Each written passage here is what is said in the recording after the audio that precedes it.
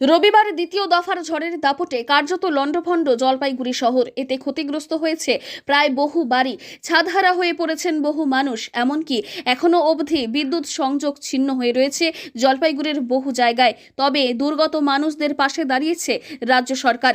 থাকা খাওয়ার যাতে কোনো অসুবিধে না হয় তার জন্য সাহায্যের হাত বাড়িয়ে দিয়েছে প্রশাসন। গতকাল মধ্যরাতে জলপাইগুড়ি শহরের বিপর্যস্ত জায়গাগুলিতে পৌঁছে গিয়েছিলেন মুখ্যমন্ত্রী মমতা বন্দ্যোপাধ্যায়। সেখানে গিয়ে তিনি আহত এবং নিহতদের পরিবারের সঙ্গে দেখাও করেন।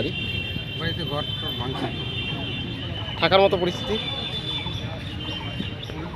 খুব একটা ভালো নাই। এখন কি এই যে ত্রাণ শিবিরে আসছেন, কি কি এখানে আপনাদের খাবার দেওয়া হচ্ছে? কি কি দিল? ভাত খাওয়াইছে রাত্রে, আর মুড়ি সুড়ি দিয়েছে। প্রশাসনের থেকে ব্যবস্থা করেছে আপনাদের জন্য? কালকে তো মুখ্যমন্ত্রী এসেছিল, মুখ্যমন্ত্রী দেখা হয়েছে? না, আমার সাথে দেখা হয়নি। যারা এখনো অবধি 4 জনের মৃত্যুর খবর মিলেছে, আহত শতাধিক। নির্বাচনী নিয়মকানুন মেনে ক্ষতিপূরণের আশ্বাসও দেন তিনি।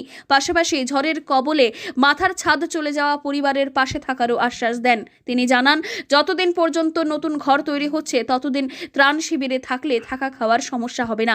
সেই অনুযায়ী আজ সকাল থেকেই শুরু হয়ে গিয়েছে কাজ জোর কদমে। সকালের জলখাবার হিসেবে মেনুতে ছিল চিরা গুড়, রাতে খাবারে থাকছে ডিম ভাত। আর এতেই খুশি দুর্গত মানুষেরা। খানিক হলেও চিন্তামুক্ত হতে পেরেছেন তারা, এমনটাই জানা যাচ্ছে তাদের কাছ থেকে। সেবায় তিরপাল পাইছে, তারপরে মুড়ি পাইছে, গুড় পাইছে, এগুলো।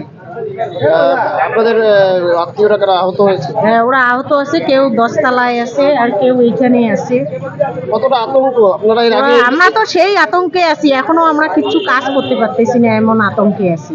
শুধু তাই নয়, পানীয় জল থেকে শুরু করে শুকনো খাবার এবং বিভিন্ন খাদ্য সামগ্রীও পৌঁছে দেওয়া হচ্ছে তাদের কাছে। থাকার ব্যবস্থাও করা হয়েছে রাজ্য সরকারের বিভিন্ন ক্যাম্পগুলিতে।